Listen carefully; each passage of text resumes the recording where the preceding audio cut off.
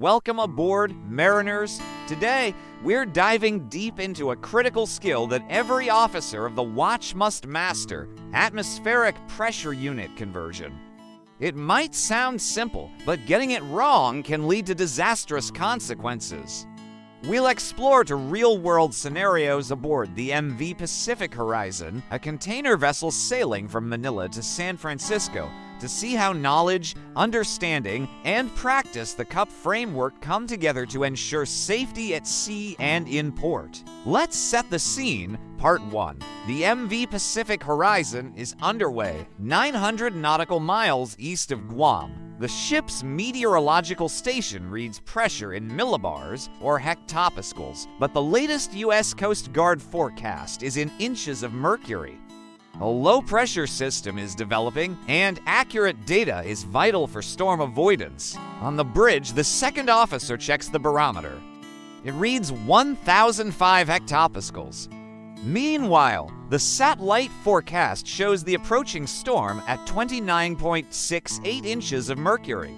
The chief officer needs to know if these two readings are telling the same story. This is where the conversion comes in. Remember the formulas. 1 hectopascal equals about 0.02953 inches of mercury, and 1 inch of mercury is about 33.8639 hectopascals. Let's listen in. The chief officer reports, "Captain, our barometer shows 1,005 HPA. The NOAA forecast is 29.68 INHG. Let me run the conversion.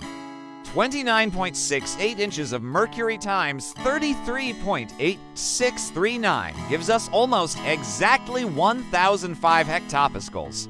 The readings match. That storm is definitely on its way." The captain responds, "Good," confirming the pressure across both unit systems ensures we interpret the storm's strength accurately.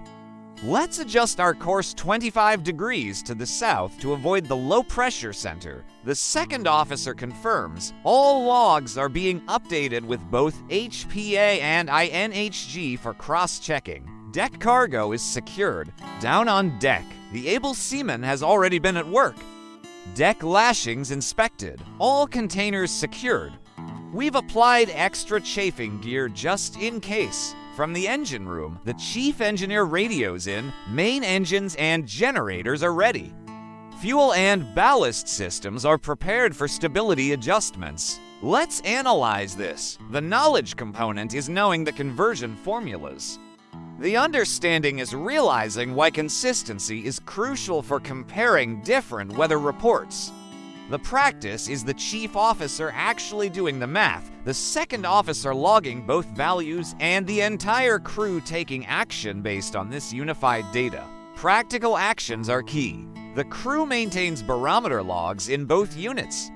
They adjust ballast to optimize stability for the rough seas ahead. They reduce speed and alter course. Most importantly, accurate storm data is communicated to everyone on board, ensuring the entire vessel is prepared.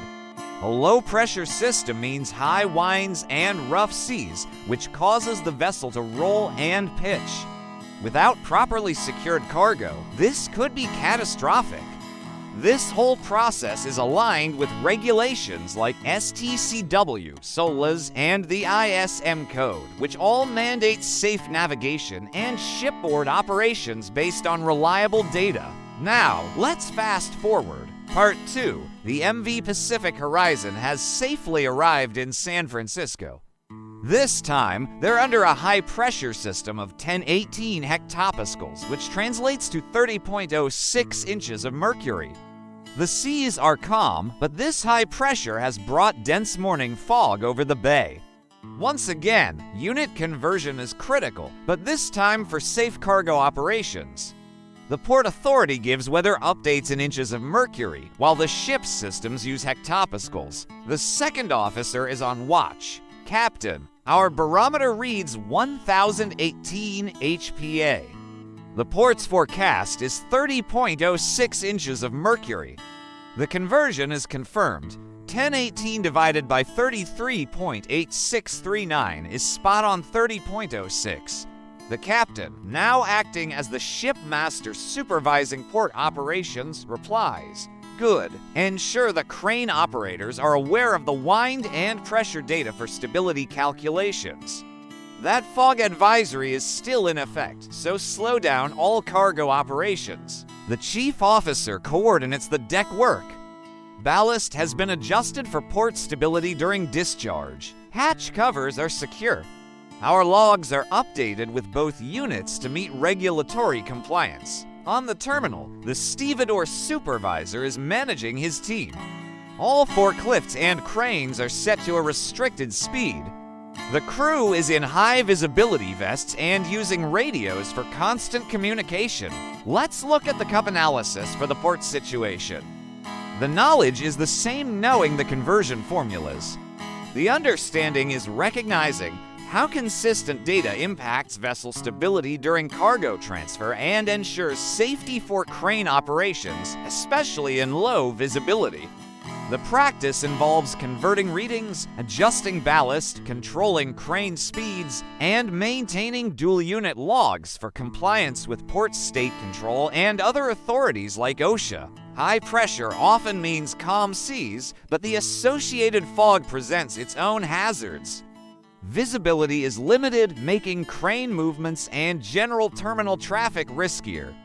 Practical actions here include meticulous ballast adjustments as heavy containers are moved, keeping crane speeds safe, and maintaining clear communication using consistent data. Every action is designed to prevent accidents and comply with a host of regulations, from MLC for crew welfare to MARPL for preventing pollution. So what's the big picture? Whether you're navigating a storm in the open ocean or managing cargo in a foggy port, the principle is the same. Accurate interpretation of atmospheric pressure is non-negotiable. A tiny miscalculation can compromise route planning, vessel stability, and cargo safety. Mariners must be fluent in converting between hectopascals and inches of mercury. Let's debrief the roles. The captain uses the converted data to make the final call on navigation and safety. The chief officer translates that data into practical actions like ballast adjustments and securing cargo. The second officer is the keeper of records, ensuring everything is logged correctly for compliance. The deck crew and engineers execute the physical tasks that keep the ship and its cargo safe. And in port, the entire team, including terminal operators, relies on this shared, accurate data to work safely and efficiently. The outcome of this diligence is clear: a vessel that navigates safely, maintains stability, and keeps its cargo and crew secure. It's about full compliance with every major maritime regulation, STCW, SOLAS, ISM, and more. It's about professionalism. Mastering unit conversion isn't just about passing an exam. It's about a fundamental commitment to safety and operational excellence. It's a skill that demonstrates a seafarer's true knowledge, understanding, and practical competence. Thank you for watching. If you found this breakdown helpful, be sure to like, subscribe, and hit the notification bell for more deep dives into the world of professional seamanship. Stay safe out there.